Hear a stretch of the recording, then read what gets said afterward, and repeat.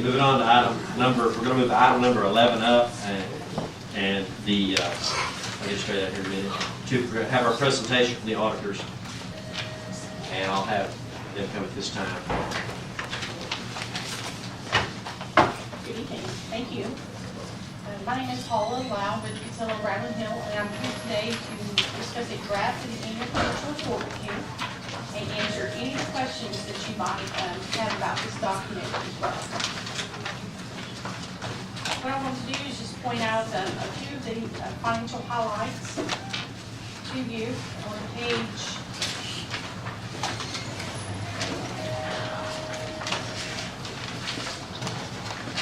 14 of the document. You'll find the balance sheet for the governmental funds. And as you can see on page 14, the fund balance as of September 30th, 2014 had an ending fund balance of approximately $3.4 million within the general fund, and the Convention and Visitors Bureau had approximately almost $100,000 in ending fund balance, as you can see there. You can see the activity for these funds.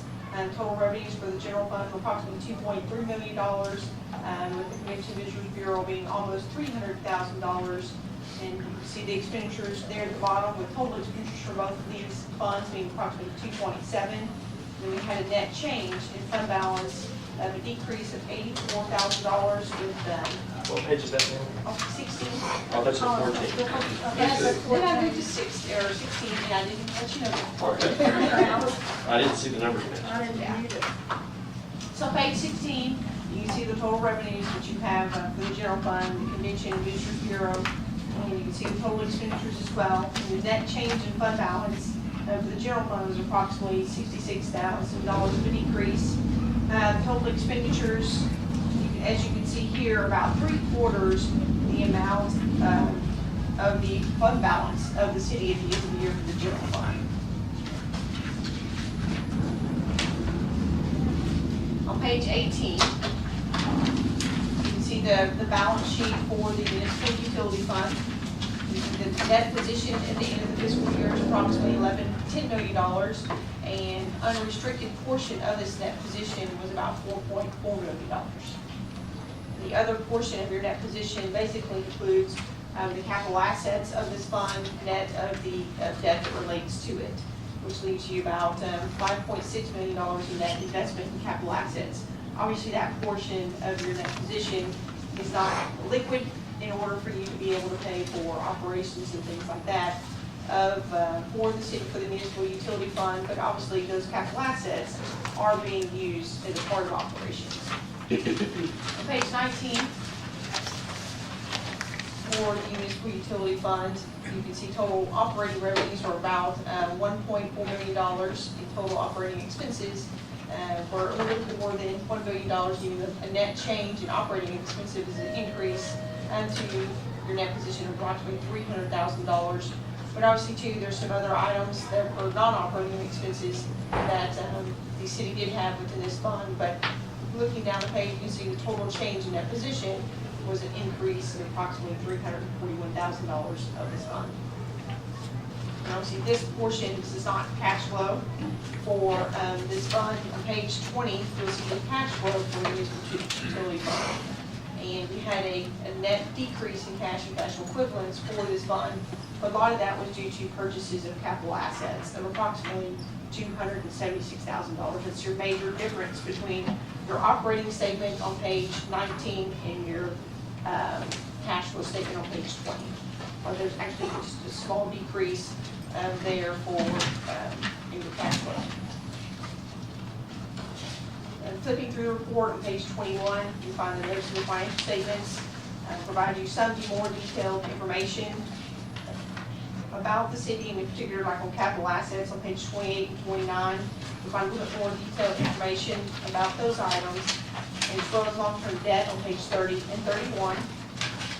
One of the things I wanted to make sure that I pointed out to you this year is the the pension note disclosure that's in the report this year is going to look substantially different in fiscal year 2015 as a result of implementing a new standard, GASB statement number 68, with the new pension reporting standards. And on page 35, you can see an actuarial evaluation that was done as of 12/31/2013. There's a portion of the, there's an unfunded portion of the pension liability of approximately $500,000. In fiscal year 2014-15, you will see that liability be included on the balance sheet. In years past, it has not been included in the balance sheet. It was only disclosed in the notes of the financial statements. So that's some of the changes in reporting that you'll see for 2015. And also some of the disclosures will be changed up a little bit as well. To me, I think it'll be a little bit more user-friendly and provide more detailed information about the pension liability. If we can flip through the compliance section of this report on page 42, you'll see our document, report to government auditing standards. One of the things I want to make sure that I point out about this section, beginning on page 42, is that in fiscal year 2013, we had a few items that were reported here, and actually, we can see it's on 8 of them. Because page 45 through 49 include all of the prior year items that we were required to report to you. And a majority of these items have been resolved. So I'm happy to inform you that we did bring up some items that needed some attention, and those items were resolved. And we did have one other item that was brought to the attention for this current fiscal year, 2014. And you will see that on page 44. And I think a portion of this does relate to an item that we did bring up in 2013, but it's still being in the process of being resolved. That was one item that just took a little bit more time to address and take a look at. So I'm happy to inform you that, hey, we're bringing something to management's decision, and those items are being looked at and being resolved.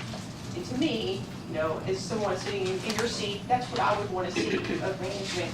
You know, if items are brought up to their attention, they are taking a look at those and being resolved. I know last year was our first year to work with the city, and I know a lot of the situations that we had at hand last year, well, of course, some of them were still present this year, but we were able to get through a lot more of the information and be able to get things wrapped up a little bit quicker. So, any questions from council? So looking at page 6, then in governmental activities, we have approximately 3.7 million in assets. Business activities, we have 5.3 million in assets. So we have a total of 9 million in assets. Unrestricted is 7,753,489. Is that correct? Is that? Let's see, the unrestricted portion of that position was about $7.7 million in your. So about 1.3 is restricted. What I subtracted the 9 from the 7. Yes.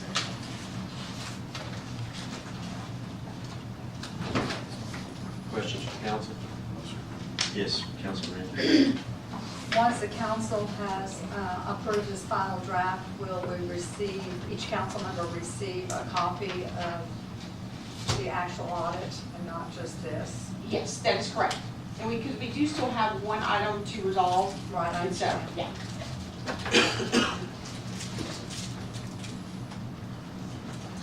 Anyone in the audience like to come and comment on this item this time? You need to come to the podium and state your name and address.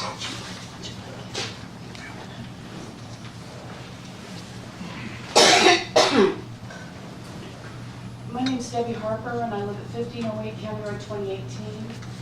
I'm just curious, is the item that's not been resolved yet have to do with the land of the dinosaurs, $80,000? Is that included in this audit report? Is that a question for me? Yes, or that's a question for you. Yes, it does relate to that particular item. Okay, thank you. Anyone else in the audience have a question or comment on item number 11? Okay.